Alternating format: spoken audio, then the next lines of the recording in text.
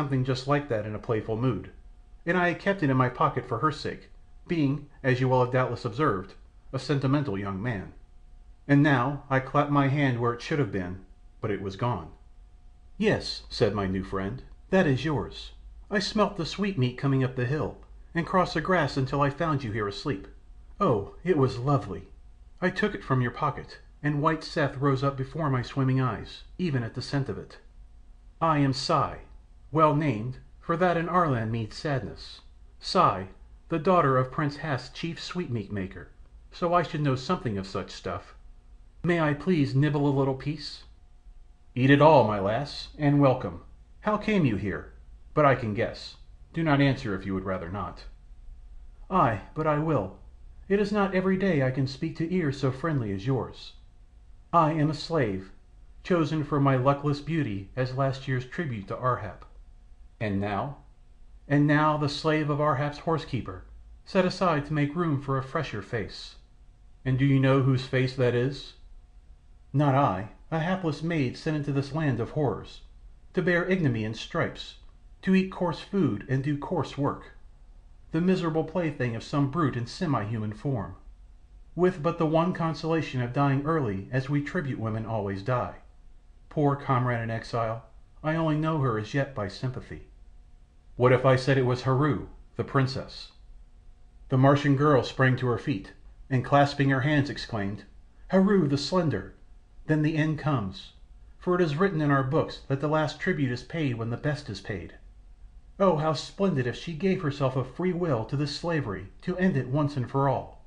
Was it so?" "I think, Si, your princess could not have known of that tradition. She did not come willingly. Besides, I am come to fetch her back, if it may be, and that spoils the look of sacrifice." "You fetch her back from Ar-hap's arms? My word, Sir Spirit, you must know some potent charms. Or, what is less likely, my countrymen must have amazingly improved in pluck since I left them. Have you a great army at hand?" But I only shook my head, and touching my sword, said that here was the only army coming to rescue Heru, whereon the lady replied that she thought my valour did me more honour than my discretion. How did I propose to take the princess from her captors? "To tell the truth, damsel, that is a matter which will have to be left to your invention, or the kindness of such as you. I am here on a hare-brained errand, playing knight errant in a way that shocks my common sense. But since the matter has gone so far, I will see it through, or die in the attempt.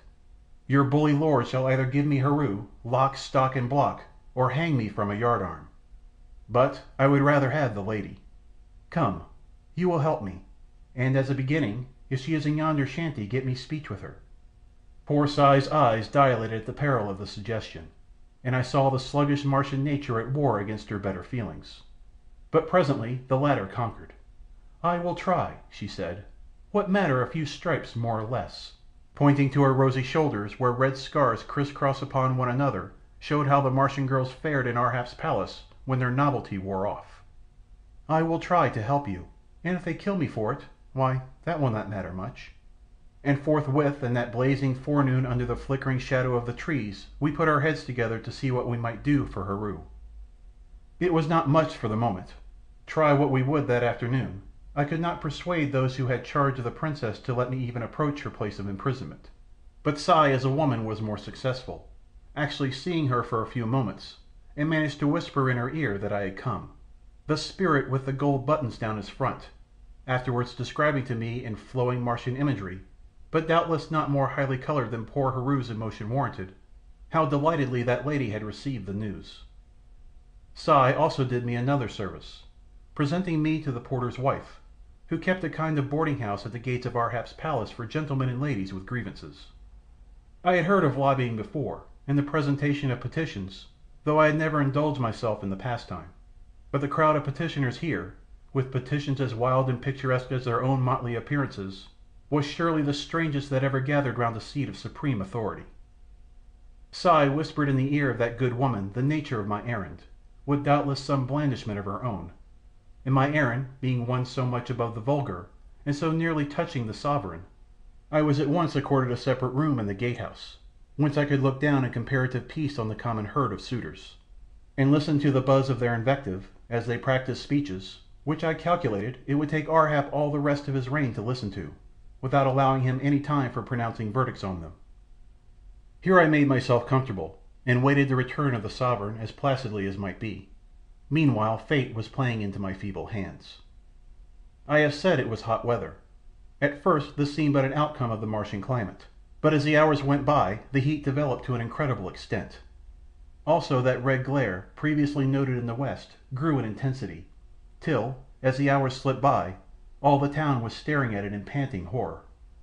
I have seen a prairie on fire, luckily from the far side of a comfortably broad river, and have ridden through a pine forest when every tree for miles was an uplifted torch, and pungent yellow smoke rolled down each quarry side in grey rivers crested with dancing flame. But that Martian glare was more sombre and terrible than either. "What is it?" I asked of poor Si, who came out gasping to speak to me by the gatehouse.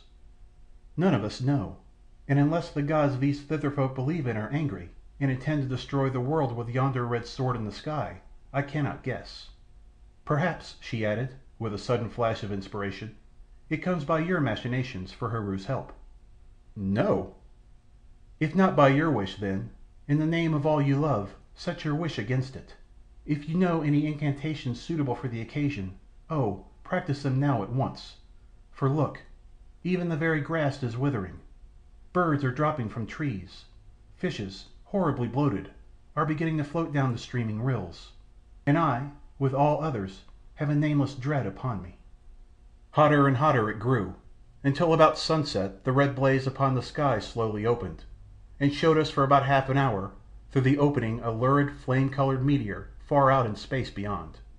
Then the cleft closed again, and through that abominable red curtain came the very breath of Hades. What was really happening I am not astronomer enough to say, though on cooler consideration I have come to the conclusion that our planet, in going out to its summer pastures in the remoter fields of space, had somehow come across a wandering lesser world and got pretty well singed in passing. This is purely my own opinion, and I had not yet submitted it to the kindly authorities of the Lick Observatory for verification. All I can say for certain is that in an incredibly short space of time the face of the country changed from green to sere. Flowers drooped, streams, there were not many in the neighbourhood apparently, dried up.